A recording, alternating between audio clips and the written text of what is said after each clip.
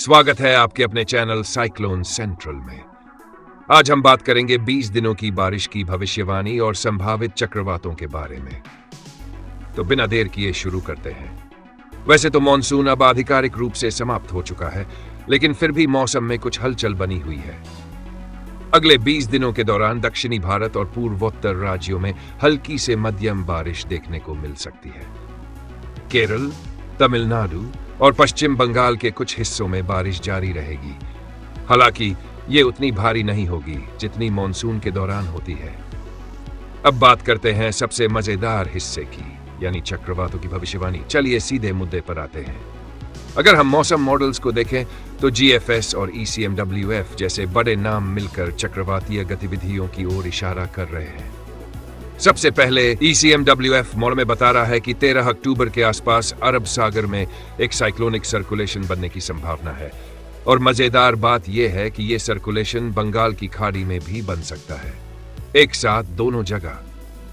यह वही कहानी है जैसे दोपहर में दोनों बच्चे एक साथ भूखे हो जाएं और समझ नहीं आता कि किसे पहले खाना खिलाएं। वहीं दूसरी ओर हमारा प्यारा और थोड़ा सा पागल GFS मॉडल, जो कभी कभी बिना मतलब की चीजें भी दिखा देता है। हाँ भाई साहब, ये वही मॉडल है जो कभी कभी हमें बादलों को चाय की प्याली में दिखा देता है। इस बार अरब सागर में 2 साइक्लोनिक सिस्टम दिखा रहा है, लेकिन इस बार इसका दावा है कि साइक्लोन धीरे धीरे मजबूत हो सकता है। मतलब भाई बनने से पहले एकदम जिम जा रहा है। हालांकि कितनी ताकतवर होगी, ये भी एक बड़ा सवाल है। अब अगर ये साइक्लोन तैयार हुआ तो सबसे ज्यादा असर दक्षिणी गुजरात पर पड़ सकता है। वहां ऊपर नीचे दोनों हिस्सों में बारिश का असर देखने को मिलेगा। लेकिन एक जरूरी बात यह है कि गुजरात के लोग निश्चिंत रहें, क्योंकि इस साइक्लोन का लैंडफॉल गुजरात पर नहीं होगा। हाँ, यह जरूर हो सकता है कि यह चक्रवात ओमान या यमन की ओर चला जाए, तो वही पुराने फॉर्मूले पर चले। कोई भरोसा नहीं कब क्या हो जाए। अब कुछ और मजेदार बातें। कुछ और मॉडल्स कहते हैं कि 10, 12 और 13 अक्टूबर के आसपास कहीं ना कहीं कुछ होने वाला है। अब यह कैसे हो सकता है? देखिए, हो सकता है कि एक साइक्लोन बंगाल की खाड़ी में बने और दक्षिण भारत से होकर अरब सागर में निकल जाए, या फिर दोनों सागर एक साथ एक्टिव हो जाए, एक अरब सागर में और एक बंगाल की खाड़ी में।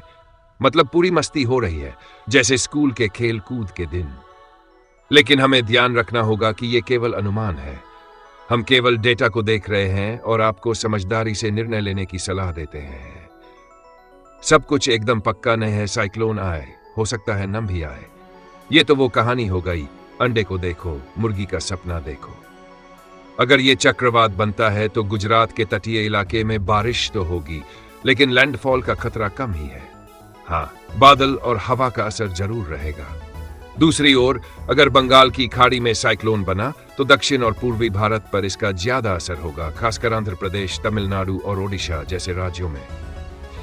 तो भाई लोग, ये थी हमारी आज की कहानी चक्रवातों और बारिश की। जो भी हो, हमें हमेशा सतर्क रहना चाहिए। हमारे पास कोई सटीक भविष्यवाणी नहीं है, लेकिन जैसे जैसे अपडेट्स आते रहेंगे हम आपको तुरंत बताएंगे। अगर आपको ये वीडियो पसंद आया हो तो लाइक और सब्सक्राइब करना मत भूलिए। हम फिर से आएंगे नए अपडेट्स के साथ।